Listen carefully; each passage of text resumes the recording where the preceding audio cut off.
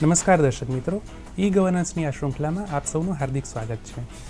મિત્રો, e governance એટલે કે ઇલેક્ટ્રોનિક ગવર્નન્સ, જેમાં કોમ્પ્યુટરના માધ્યમ દ્વારા સરકારશ્રીની અનેક સેવાઓ આપણા સુધી પહોંચી શકે છે. મિત્રો, આજે આપણે ચર્ચા કરીશું આપણો તાલુકો વાઇબ્રન્ટ તાલુકો અભિગમની. આ અભિગમ દ્વારા દરેક નાગરિક અનેક સેવાઓનો લાભ જનસેવા કેન્દ્ર દ્વારા લઈ શકે છે. આપણે જોયું હશે કે નાગરિકો પહેલાંના સમયમાં અલગ અલગ કચેરીઓમાં જતા હતા. આ અભિગમ દ્વારા આપણો સમય બચી જશે અને તમે ફક્ત એક જ જગ્યાએથી અનેક સેવાઓનો લાભ લઈ શકશો. મિત્રો, આજે દૂરદર્શન સ્ટુડિયોમાં વિષય નિષ્ણાત તરીકે ઉપસ્થિત છે શ્રી પ્રકાશભાઈ મોદી સાહેબ. તેઓ શ્રી ગુજરાત રાજ્યની RIC કચેરી ખાતે નાયબ કલેક્ટર તરીકે ફરજ બજાવી રહ્યા છે. તેમની સાથે ઉપસ્થિત છે શ્રી હર્ષદભાઈ પ્રજાપતિ. તેઓ શ્રી ગુજરાત રાજ્યની NIC કચેરી ખાતે સિસ્ટમ એનાલિસ્ટ તરીકે ફરજ બજાવી રહ્યા છે. આ બંને વિષય નિષ્ણાતોનું હું સ્ટુડિયોમાં સ્વાગત કરું છું. તો મોદી સાહેબ, આપણે જ્યારે એટીવીટીની ચર્ચા કરીએ છીએ તો આ એટીવીટી શું છે અને તેનો ઉદ્દેશ શું છે? આપણો તાલુકો વાઇબ્રન્ટ તાલુકો એ કોઈ યોજના નથી, પણ એક અભિગમ છે. અને નાની બાબતમાં કહું તો એક સત્તાનું વિકેન્દ્રીકરણ જે કરવાનું હોય છે એને મૂર્તિમંત કરતું એક સોપાન છે. એટીવીટીમાં આપણે જોઈએ તો એક અભિગમ તરીકે સરકારી યોજનાઓ અને નાગરિક સુવિધા અભિગમને વધુ સારી રીતે અમલ કરવા માટે તાલુકા ટીમને સુદૃઢ કરવા માટે એક અભિગમ એપ્રોચ લાવવામાં આવ્યો છે. આમ જોઈએ તો સરકારી યોજના અને નાગરિક સુવિધાઓ. સરકારી યોજનાઓ જુદી જુદી હોય છે, જેવી કે વ્યક્તિગત યોજનાઓ અને સામૂહિક યોજનાઓ. વ્યક્તિગત યોજનાઓમાં દાખલા કે દુધાળોની સહાય છે, સરદાર આવાસ છે, ઇન્દિરા આવાસ છે, એવા કોઈ પણ યોજનાઓ વ્યક્તિગત યોજના લાભાર્થી હોય. બીજું માળખાકીય સુવિધાઓ, રસ્તા, પાણી, લાઇટની સગવડતાઓ, તો એ બધી વાત આવે. અને ત્રીજું આવે નાગરિક સુવિધાઓ. નાગરિક સુવિધાઓમાં લોકોને જુદી જુદી બાબતે દાખલા, સર્ટિફિકેટ, લાયસન્સ એના માટે જરૂરિયાત હોય છે. તો આ ત્રણ પાયાની જરૂરિયાત છે. અને આ ત્રણ પાયાની જરૂરિયાત માટે લોકોને, પ્રજાજનોને ઓફિસે ફરવું પડે, અથવા તાલુકા અથવાથી આગળ વધીને રાજ્ય અને જિલ્લા કક્ષાએ જુદા જુદા ઓફિસના કોન્ટેક્ટ કરવા પડે. એના બદલે તાલુકા કક્ષાએ જ આ બધી સેવાઓ મળી શકે એ માટે એક અભિગમ ડેવલપ કરવામાં આવે છે. અને એ અભિગમ અંતર્ગત મૂર્તિમંત કરવા માટે તાલુકા ટીમને આપણે સુદૃઢ કરવા માટે એક એટીવીટી અભિગમ લાવવામાં આવ્યો છે. મોદી સાહેબ, આપણે જ્યારે એટીવીટીની વાત કરીએ તો આ અભિગમ ક્યારથી શરૂ કરવામાં આવ્યો છે, તેનો વ્યાપ શું છે અને વ્યૂહરચના શું છે? એટીવીટીનો અભિગમ 28મી એપ્રિલ 2011થી શરૂ કરવામાં આવ્યો છે. રાજ્ય કક્ષાએ આપ બધા જાણો છો કે ચિંતન શિબિર એક થતી હોય છે, જેમાં માનનીય મુખ્યમંત્રીશ્રીના અધ્યક્ષસ્થાને રાજ્યના મંત્રીશ્રીઓ, વિભાગના ઉચ્ચ સચિવશ્રીઓ તથા જિલ્લા કલેક્ટરશ્રીનો, જિલ્લા વિકાસ અધિકારીઓ એક મંથન કરતા હોય છે. અને મંથનમાં માનનીય મુખ્યમંત્રીશ્રીએ તાલુકા સરકારનો અભિગમ રજૂ કર્યો હતો. અને એ અભિગમ અંતર્ગત 1-2 દિવસ ખૂબ ચર્ચા થઈ આ અભિગમ અંતર્ગત. અને એક એટીવીટી અભિગમ કેવી રીતે અમલમાં મૂકવો એક ઘડી કાઢવામાં આવી. અને 28મી એપ્રિલ 2011ના રોજ ડભોઈ ખાતેથી માન્ય મુખ્યમંત્રીશ્રીનું ઉદ્ઘાટન કરી અને અભિગમ અમલમાં મૂક્યો છે. આપણે જ્યારે એટીવીટીની વાત કરીએ તો આની પાછળ રહેલું હાર્દ શું છે? એટીવીટીનું હાર્દ સૌથી વાત કરીએ, મેનેજમેન્ટનો એક સિદ્ધાંત છે કે મેક્સિમમ ગવર્નન્સ, મિનિમમ ગવર્મેન્ટ. એટલે સરકારનો ઓછામાં ઓછો ફાળો હોય, સરકાર ઓછામાં ઓછું ઇન્ટરફિયર દર વખતે કરે અને મેક્સિમમ ગવર્નન્સ, આપોઆપ વહીવટ ચાલે. સરકારનું ઇન્ટરફિયર વગર વહીવટ આપોઆપ ચાલે, દર વખતે સરકાર ઇન્ટરફિયર ના થવું પડે. તો એ મેક્સિમમ ગવર્નન્સ, મિનિમમ ગવર્મેન્ટના અમલમાં મૂકવા માટેનો એક મુદ્દો છે. તેમજ દરેક તાલુકો, આ તાલુકા સુધી આપણે લઈ ગયા છે, અને દરેક તાલુકો એક કેટાલિસ્ટ, વિકાસની દીવાદાંડી બને એ ઉદ્દેશથી કરવામાં આવ્યો છે. આનું હાર્દ જોઈએ તો સૌથી પહેલું એક સામાજિક અને માળખાકીય સુવિધાઓનું આયોજન કરવાનું છે, યોજનાઓનું સરળ અમલીકરણ કરવાનું છે, સંકલન અને મોનિટરિંગ અને સેવાઓનું વિતરણ, જેમાં આપણે વાત કરીએ કે જનસેવા કેન્દ્રની આજે ચર્ચા કરવાના છીએ, તો એ સેવાઓનું વિતરણ, ડિસ્ટ્રીબ્યુશન એ પણ આવી જાય છે. ફરિયાદ અને તેનું નિવારણ, તાલુકાઓ વચ્ચે હરીફાઈ થાય, અને સૌથી ઇમ્પોર્ટન્ટ બાબત છે તાલુકા કક્ષાએ સત્તાની સોંપણી. તો આ બધી બાબતોમાં એટીવીટીનું હાર્દ આવી ગયું છે. અને આ જો સારી રીતે જુદી જુદી અમલ કરવામાં આવે તો સારી રીતે સંમત થઈ શકે. તો મિત્રો, આ એટીવીટી અભિગમ એ 2012માં આપણા ગુજરાતના મુખ્યમંત્રી દ્વારા લોન્ચ કરવામાં આવ્યું હતું, જેઓ હાલ વડાપ્રધાન તરીકે પણ ફરજ બજાવી રહ્યા છે. હર્ષદભાઈ, આપણે જ્યારે એટીવીટીની વાત કરીએ તો આ સિંગલ વિન્ડો સિસ્ટમ શબ્દ પ્રયોગમાં આવે છે. સિંગલ વિન્ડો સિસ્ટમ શું છે અને નાગરિકોને તેના દ્વારા શું ફાયદો મળી શકે છે? અમે એ પ્રયત્ન કર્યો છે કે દરેક નાગરિકે જુદા જુદા ડિપાર્ટમેન્ટ અને કઈ સર્વિસ ક્યાંથી લેવી એની માહિતી ઘણી વખતે નથી હોતી. એની જગ્યાએ એક એટીવીટી સેન્ટર, કોમન સેન્ટર હોય કે જ્યાંથી કોઈ બી સર્વિસ એવેલ કરી શકે અને એના માટે ફક્ત એને એ જ સર્વિસ માટે ફક્ત એટીવીટી સેન્ટર પર જઈ અને એને કહેવાનું છે કે મને આ સર્વિસ જોઈએ છે અને એના માટે થઈને ત્યાં એપ્લાય કરે અને એને સર્ટિફિકેટ કે જે એને લાભ મળવાનો છે એ બી એ જ સેન્ટર ઉપરથી એને તરત જ મળી જાય તો એ ઘણું સરળ રહે. કારણ કે ગવર્મેન્ટમાં ઘણા ડિપાર્ટમેન્ટ અને ઘણી પ્રોસિજર હોય છે, પણ સિટીઝનને ફક્ત એક જ યાદ રાખવાનું છે કે કોઈ બી તાલુકા કક્ષાની ઓફિસ છે એટીવીટી સેન્ટર, ત્યાં જઈ અને મારે ખાલી એપ્લાય કરવાનું છે અને મારે ત્યાંથી જ સર્ટિફિકેટ અથવા બેનિફિટ મેળવવાનું છે. એટલે એને ફક્ત એક જ ઓફિસ યાદ રાખવાની થાય અને એક જ ઓફિસમાંથી એને કેટલી સર્વિસ છે એ બી મળી જાય અને કેવી રીતે લેવાની છે એને બધું જ એક જ ઓફિસમાં એક જ વિન્ડોથી એને કામ થાય. તો હર્ષદભાઈ, જેમ આપણે કહ્યું તેમ નાગરિકોને પહેલાં અલગ અલગ કચેરીઓમાં જવું પડતું હતું, તેની જગ્યાએ હવે ફક્ત સિંગલ વિન્ડો સિસ્ટમ એટલે એક જ કચેરીએ જઈ અને તેમની બધી સગવડતાઓ મેળવી શકે છે. હર્ષદભાઈ, જનસેવા કેન્દ્ર છે તે પહેલાં પણ કાર્યરત હતા અને હાલ પણ કાર્યરત છે, તો તેમના કાર્ય કરવામાં પ્રથામાં શું ફેરફાર આવ્યો છે? જનસેવા કેન્દ્ર કંઈ નવી બાબત નથી. આપણે બધી જગ્યાએ જોઈએ છીએ, ગુજરાતમાં પણ જનસેવા કેન્દ્રો હતા, પણ એનો વ્યાપ દરેક પ્લેસ એટલે દરેક તાલુકા પ્લેસ સુધી પહોંચેલો નહોતો. જ્યાં જે તે કલેક્ટર દ્વારા ઇનિશિયેટિવ લઈ અને જનસેવા કેન્દ્રો શરૂ કર્યા હતા. સરકારની પણ સૂચનાઓ હતી કે જનસેવા કેન્દ્રો શરૂ કરવા, એટલે અમુક જિલ્લાઓમાં, અમુક મોટા તાલુકાઓમાં જનસેવા કેન્દ્રો શરૂ કર્યા. દાખલા તરીકે અમદાવાદ, વડોદરા, પોરબંદર, રાજકોટ એવા મોટા સિટીમાં જનસેવા કેન્દ્રો હતા, પણ ઉમરપાડા તાલુકામાં નહોતું, અબડાસામાં જનસેવા કેન્દ્રો નહોતું. તો એ અરજદારને જે તે કચેરીમાં જવું પડે, એના ક્લાર્ક, નાયબ મામલતદાર, નાયબ ચીફનીસ, જે પણ સ્ટાફ હોય એને કોન્ટેક્ટ કરવો પડે, એને મળે, એ હાજર ના હોય તો એની સેવા ના મળે, અનુકૂળતા જોવાની થાય. તો આ બધા પ્રશ્નોના નિરાકરણ માટે આપણે એક કોમન પ્લેટફોર્મ ઊભું કર્યું અને એક આખા રાજ્યમાં દરેક તાલુકાથી ઓછામાં ઓછું દરેક તાલુકામાં એક જનસેવા કેન્દ્ર તો હોય જ, અને એના માટે દરેક મામલતદાર ઓફિસમાં એક જનસેવા કેન્દ્ર આપણે શરૂ કર્યા. શરૂઆતમાં આપણે જેટલા તાલુકાઓ હતા એટલા તાલુકાઓમાં જનસેવા કેન્દ્ર શરૂ કર્યા, પણ એનો ધીમે ધીમે વ્યાપ વધારી અને આખા રાજ્યમાં એક તાલુકામાં પણ વધારે જનસેવા કેન્દ્રો શરૂ કરી અને મેક્ઝિમમ સેવાનો લાભ મળે એવી આપણે સેવા શરૂ કરી છે. વધુમાં એક વાત કરું તો આમાં હર્ષદભાઈ જેમ વાત કરી કે આપણે અત્યારે હાલ 308 જેટલા જનસેવા કેન્દ્રોમાંથી સેવાઓ આપીએ છીએ. સાથે સાથે મહેસૂલ વિભાગની તો સેવાઓ ખરી જ, પણ જુદા જુદા વિભાગો, પંચાયત છે, જિલ્લા ઉદ્યોગ કેન્દ્ર છે, સમાજ કલ્યાણની છે, તો એની 194 જેટલી નાગરિક સેવાઓ જે છે એ અરજદારોને જુદી જુદી ઓફિસમાં જવું પડતું હોય તો એ સિંગલ વિન્ડો સિસ્ટમથી આપણે ત્યાં અરજીઓ સ્વીકારે છે અને 194 જેટલા આજે સેવાઓ આપણે ત્યાંથી પૂરી પાડી રહ્યા છીએ. અને આ બધી જે સેવાઓ પૂરી પાડવાની વાત છે એની ટાઈમ લિમિટ નક્કી કરી છે. સમય મર્યાદામાં તમામ અરજીઓનો નિકાલ થાય. જે અરજી મળી એનું કોમ્પ્યુટરાઇઝ પહોંચ આપવામાં આવે.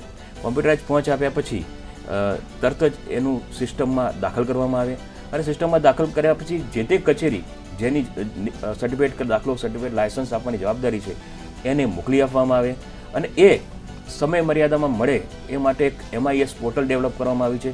એટલે એમાંથી જે પણ અરજીઓ મળે એનું એક મોનિટરિંગ સિસ્ટમ ઊભી થાય. રાજ્ય કક્ષાએથી જિલ્લા કલેક્ટર ઓફિસ અથવા જે તે ડિપાર્ટમેન્ટ દ્વારા એનું મોનિટરિંગ કરવામાં આવે. એક આવી સરસ વ્યવસ્થા આપણે ઊભી કરી છે. હર્ષદભાઈ, જેમ મોદી સાહેબે કહ્યું કે જનસેવા કેન્દ્ર માટે MIS પોર્ટલ ડેવલપ કરવામાં આવી છે, તો આ MIS પોર્ટલમાં કઈ કઈ સુવિધાઓ છે અને તેના દ્વારા નાગરિકોને શું ફાયદો થઈ શકે છે? આ પોર્ટલની અંદર એક તો છે કે ફોર્મ જે બી આપણે એપ્લાય કરવાના છે એ બધા જ ફોર્મ આપણે અહીંયા ડાઉનલોડ માટે આપેલા છે, જે સિટીઝન ડાઉનલોડ કરી એનું ચેકલિસ્ટ ચેક કરી અને પછી એક સેન્ટર ઉપર જશે. બીજું કે એ પોર્ટલ ઉપરથી સ્ટેટસ ચેક કરી શકે છે કે એની એપ્લિકેશન નું સ્ટેટસ અત્યારે શું છે. ત્રીજું કે એ જ્યારે સેન્ટર ઉપર જાય છે, એપ્લાય કરે છે, ત્યારે એને એક રિસિપ્ટ મળે છે, એમાં એક નંબર આપવામાં આવે છે. એ જો એને મોબાઈલ નંબર આપ્યો હોય તો એમાં SMSમાં બી એને એપ્લિકેશન નંબર મળે છે. SMSથી બી એ સ્ટેટસ ચેક કરી શકે છે. એપ્લિકેશન પ્રોસેસ થાય એટલે જુદા જુદા સ્ટેજમાં એને SMS મળે છે કે તમારી એપ્લિકેશન આ એપ્રૂવ થઈ ગઈ છે. પછી એમાં મળે છે કે તમારી એપ્લિકેશન તૈયાર છે, તમે સેન્ટર ઉપર આવી અને એને રિસીવ કરો. આ બધી માહિતી સિટીઝન એંગલથી તમને પોર્ટલમાંથી ડાયરેક્ટલી મળી શકે છે. તો મિત્રો, આપણે ચર્ચા કરી રહ્યા છે આપણો તાલુકો વાઇબ્રન્ટ તાલુકોની. આ એક સરકારનો નવો અભિગમ છે, જેના દ્વારા નાગરિકોને જન સેવા કેન્દ્ર મારફતે અનેક સુવિધાઓનો લાભ મળી શકે છે. મિત્રો, આપણે ચર્ચા ચાલુ રાખીશું. લઈએ એક નાનકડો વિરામ.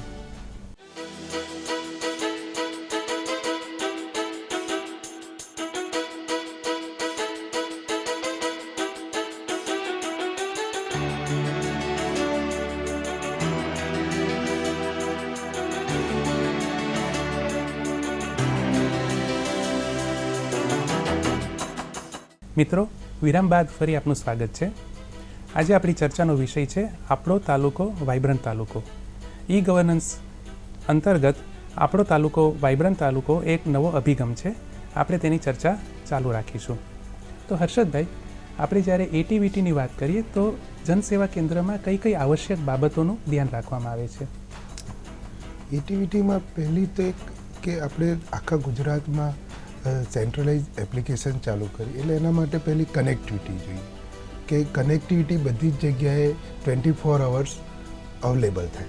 આના માટે થઈ અને આપણે બેન્ડવિડ્થ બી વધારી છે અને 10 Mbps દરેક તાલુકા સુધી આપણે લાઈન આપેલી છે અને એ 24 કલાક આપણને મળી રહે અને તાલુકા સેન્ટર 24 કલાક ક્યારેય બી બંધ ના રહે, એના માટે થઈને આપણે તકેદારી રાખી છે. બીજી કે એના માટે થઈને ત્યાં આપણે દરેક તાલુકામાં 5-5 કોમ્પ્યુટર્સ આપેલા છે કે જેથી કોઈ બી વર્કલોડ આવે તો બી પહોંચી શકાય.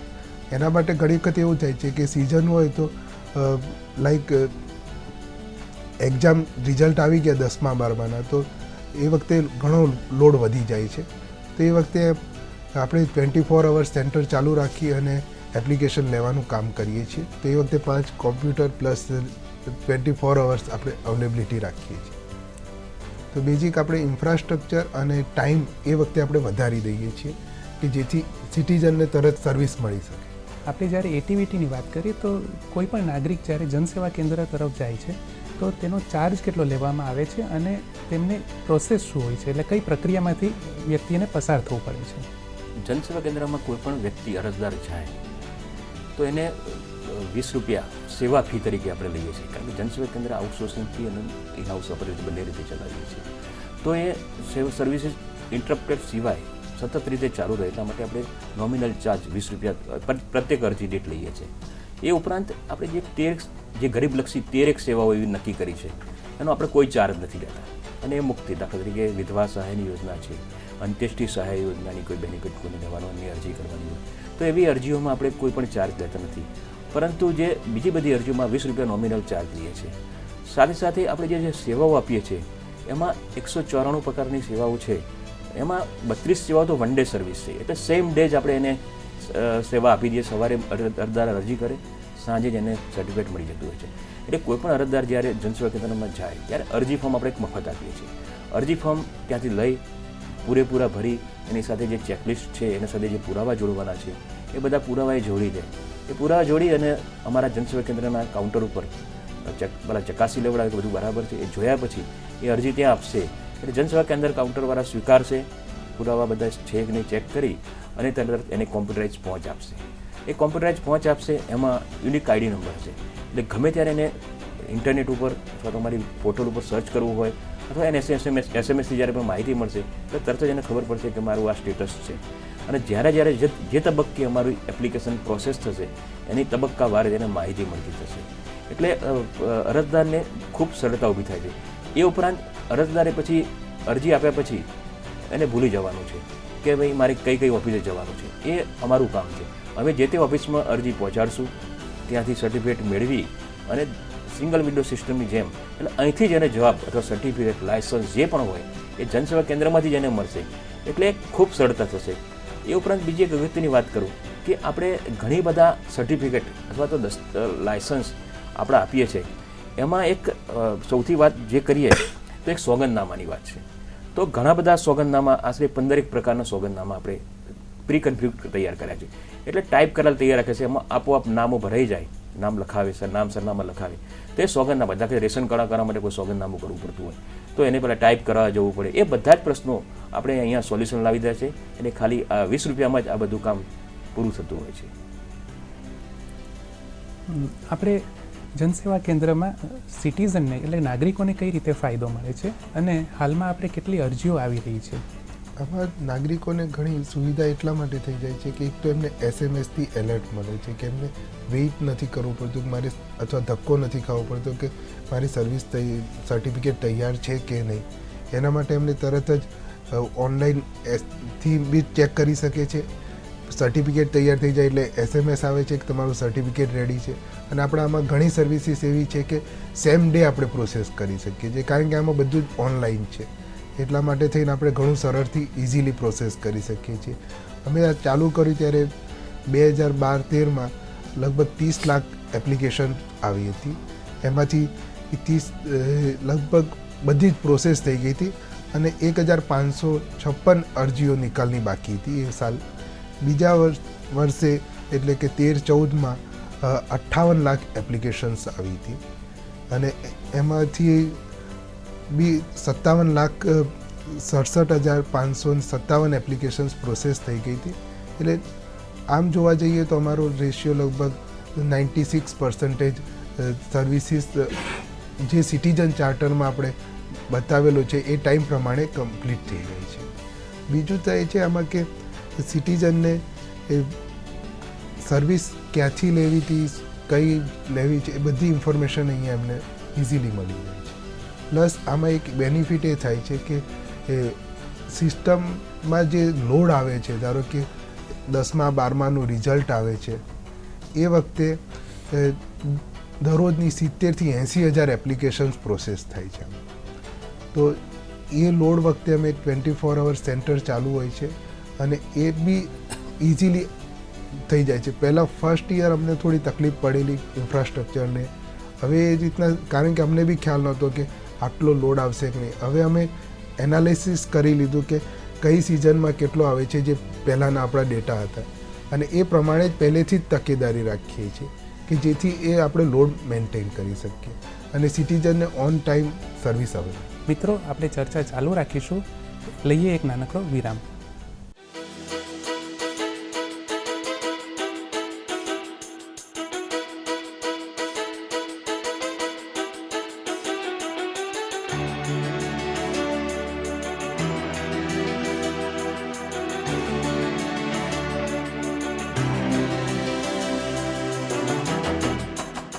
મિત્રો, વિરામ બાદ ફરી આપનું સ્વાગત છે. આજે આપણી ચર્ચાનો વિષય છે આપણો તાલુકો વાઇબ્રન્ટ તાલુકો. ઈ ગવર્નન્સ અંતર્ગત આપણો તાલુકો વાઇબ્રન્ટ તાલુકો એક નવો અભિગમ છે.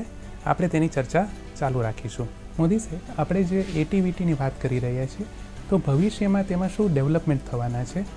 આ સિસ્ટમ શું નાગરિકોને ઘરે સુધી પહોંચાડવામાં આવશે? મોબાઈલ દ્વારા મળી શકશે?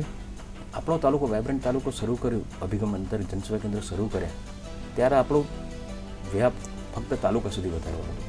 પણ હવે તબક્કાવાર આપણે આ સેવા ગામ સુધી પહોંચાડવા અથવા તો સ્કૂલ સુધી પહોંચાડવાની વ્યવસ્થા કરી રહ્યા છે. ચાલુ વર્ષે મેં 2 નવા પ્રયોગો કર્યા છે.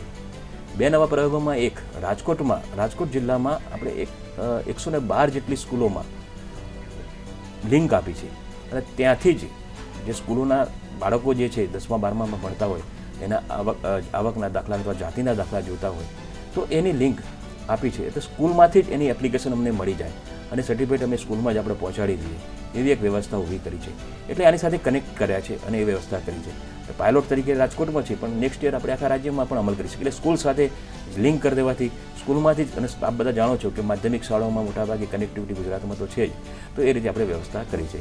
બીજું, આ વખતે અમે સાબરકાંઠા જિલ્લામાં તાલુકાથી આગળ વધી અને ગામ જનસેવા કેન્દ્ર એટ વિલેજ લેવલ ગામથી જ અરજદારની અરજી મળે એટલે 5 ગામો, દરેક તાલુકામાં 5 એક ગામ એમ કરીને 5 ગામોમાં ગ્રામ જનસેવા કેન્દ્રો શરૂ કર્યા છે. એને લિંક કરે છે. એટલે અમારે ત્યાં લિંક આપી અરજી ત્યાં જ સ્વીકારી લેવામાં આવે અને ત્યાંના વીસી અમારા તાલુકા જનસેવા કેન્દ્રમાં અરજી પહોંચાડે અને સર્ટિફિકેટ અને ટાઈમ લિમિટમાં એને ત્યાં પહોંચાડી દેવામાં આવે એવી એક વ્યવસ્થા ગોઠવી છે. એટલે પણ એ અમારો પાયલોટ પ્રોજેક્ટ છે અને એ જો એમાં આવતા વર્ષથી એનો વ્યાપ વધારીશું અને ઘણા બધા ગામો જ્યાં ફેસિલિટી હશે અથવા કનેક્ટિવિટી થઈ શકશે ત્યાં બધા અમે વ્યવસ્થા કરશું એવું પ્લાનિંગ છે. હર્ષદભાઈ, આપણા વડાપ્રધાનશ્રીની ડિજિટલ ઇન્ડિયાની એક યોજના છે, તો આ જે એટીવીટી છે એ ડિજિટલ ઇન્ડિયાનો કઈ રીતે ભાગ બની શકે છે? આ બેઝિકલી અમે ડિજિટલ ઇન્ડિયાનો મેપ આવે એ પહેલાં જ અમે ચાલુ કરેલી સર્વિસ છે અને એ ડિજિટલ ઇન્ડિયાને વધુ ફટાફટ અને ઘણી સરળ રીતે ઇમ્પ્લિમેન્ટ કરી શકશે. તમને એમ કહીએ કે અત્યારે ડિજિટલ ઇન્ડિયાના ઇન્ફ્રાસ્ટ્રક્ચરના જે એમ છે એમાં દરેક ગ્રામ પંચાયત આપણે વાઈફાઈ કરવાની છે. એટલે અમે આ સાલે એનો પાયલોટ પ્રોજેક્ટ રન કર્યો જ છે ઓલરેડી હિંમતનગરમાં 5 ગામમાં, દરેક તાલુકાના એક ગામ લઈ, અને કે એની અંદર વાઈફાઈમાંથી જ અમે અત્યારે એપ્લિકેશન સ્વીકારીએ છીએ અને એને પ્રોસેસ કરી અને ગામમાં જ એને પંચાયત લેવલે જ એને સર્ટિફિકેટ અને બધી ઇન્ફોર્મેશન મળી જાય છે. જેથી અમારો એ છે કે આ આખું ગુજરાત વાઈફાઈ થઈ જશે તો અમે દરેક પંચાયતમાં અત્યારે જે 200 સર્વિસ તાલુકા લેવલે અપાય છે એ બધી પંચાયત લેવલે અપાય છે. આનાથી સિટીઝનને ફાયદો એ થાય કે એક સિટીઝન તાલુકા લેવલે જાય તો એને લગભગ 1 દિવસ બગડે છે, 100 થી 200 રૂપિયા એને ખર્ચો થાય છે. એની જગ્યાએ એને પંચાયતમાં હોય તો એ સવારે જાય અને આ એપ્લિકેશન આપે, સાંજે ના મળે તો બીજા દિવસે સવારે જઈ અને લઈ લે, તો 1 દિવસ કદાચ ડિલે મળે એને, પણ એનો ખર્ચો બચી જાય અને એને ગામમાં જ એની સર્વિસ મળી જાય. તો એનાથી શું થાય કે બંને જગ્યાએ ફાયદો થઈ જાય છે કે આપણે તે ગ્રામ પંચાયતથી સિટીઝનને સર્વિસ આપીએ છીએ અને ત્યાંથી એ સર્વિસ એકચ્યુઅલી તાલુકા લેવલની છે, એટલે એ જે તે પંચાયત સેન્ટર છે એ ફેસિલિટી કરશે કે ડોક્યુમેન્ટ્સને એ બધા તાલુકા લેવલે દરરોજ સાંજે પહોંચાડી દે અને બીજા દિવસે સવારે એ તમને સિટીઝનને પંચાયત લેવલે મળી જાય. બીજું આમાં એવું છે કે ઇન્ફ્રાસ્ટ્રક્ચર જે ડિજિટલ સિગ્નેચરનું આપણે 2014માં ફેબ્રુઆરીમાં એક્ટ તૈયાર થઈ ગયો છે. હવે દરેક ડિપાર્ટમેન્ટ એની ગાઈડલાઇન તૈયાર કરી રહ્યા છે, જેથી ડિજિટલ સર્ટિફિકેટ આવી જશે તો અમે નેક્સ્ટ પ્લાન એ છે કે અમે ઘરેથી ઓન ડિમાન્ડ સિટીઝન જે એજન્ડામાં આપણે બીજા એરિયામાં હતું આપણે ડિજિટલ ઇન્ડિયાના, કે સિટીઝન ઓન ડિમાન્ડ એના ઘરેથી જ મોબાઈલ અથવા લેપટોપ પરથી એપ્લાય કરે અને એને સર્ટિફિકેટ સીધું એના ઘરે અથવા જે નવો કોન્સેપ્ટ છે આપણે ડિજિટલ લોકર, તો એની ડિજિટલ લોકરમાં રિપોઝિટરીમાં જ એને સર્ટિફિકેટ સીધું મળી જાય, તો એને ક્યાંય જવું ના પડે. પ્લસ અમે એને પેમેન્ટ ગેટવે ઇન્ટિગ્રેટ કરવાના છીએ, જેથી એને ત્યાં જ પેમેન્ટ બી થઈ ગયું એટલે સીધું એને ઘરે જ મળી જશે. મોદી સાહેબ, આપણે એટીવીટી માટે કોઈ પોર્ટલ કે વેબસાઇટ ખરી? એટીવીટી માટે એક પોર્ટલ આપણે બનાવ્યું છે અને દરેક તાલુકા લેવલે તો ઓપન થઈ જ શકે છે, તાલુકા મામલતદાર ઓફિસમાં, એટલે આપણે 249 તાલુકા. એ ઉપરાંત અમદાવાદ જેવા મોટા સિટીમાં આપ બધા જોઈએ છે કે સુભાષ બ્રિજ ખાતે ઘસારો થઈ જતો હોય છે, તો એના માટે જુદા જુદા ચોરાઓ જે છે, તો ચોરાઓમાં પણ આપણે એક પોર્ટલ ઓપન થઈ શકે એવી વ્યવસ્થા કરી છે. સાથે સાથે ઝોનલ ઓફિસો જુદી જુદી, તો ઝોનલ ઓફિસથી પણ ઓપન થઈ શકે અને છેલ્લે મેં જેમ વાત કરી કે સ્કૂલોમાંથી પણ ઓપન થઈ શકે અને સાથે સાથે એ આપણે ગ્રામ પંચાયત મારફતે પણ થઈ શકે. 5 ગામોમાં આપણે ટ્રાયલ બેઝ ઉપર શરૂ કર્યું છે. તો આખી એક પોર્ટલ જે એટીવીટી પોર્ટલ છે એમાં આપણે વ્યવસ્થા કરી છે અને જોઈ શકે છે. આ એટીવીટી પોર્ટલનો સૌથી મોટો બેનિફિટ એ થાય કે અરજદારોને પોતાની અરજીનું સ્ટેટસ તો જાણી શકે છે.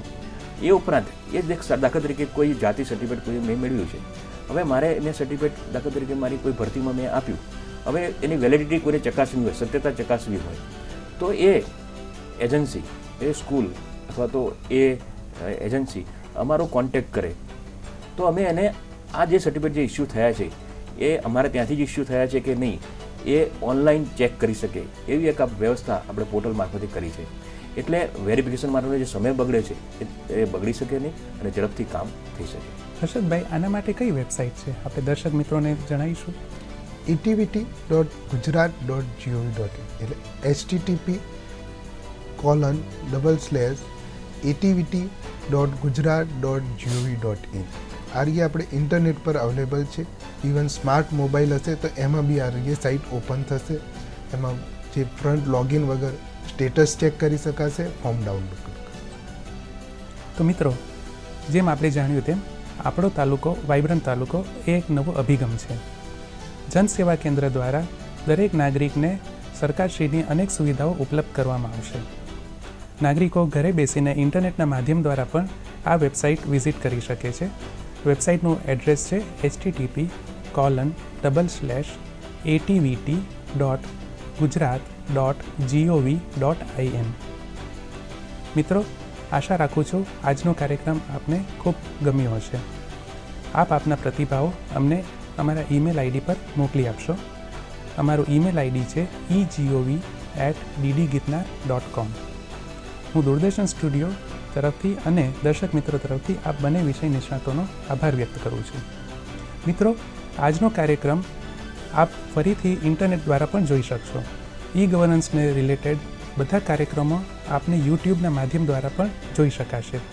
અમારો યુટ્યુબનો એડ્રેસ છે https://www.youtube.com/user/ddgirnar official. ધન્યવાદ.